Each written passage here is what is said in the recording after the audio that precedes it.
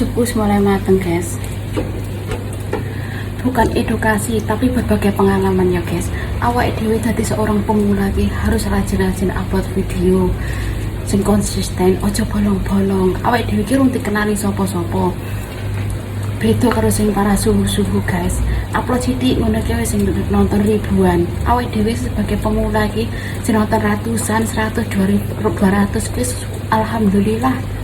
Sebelum awak dewe bergabung ning kreator, orang yang siapapun sing kenal yang awak dewe guys.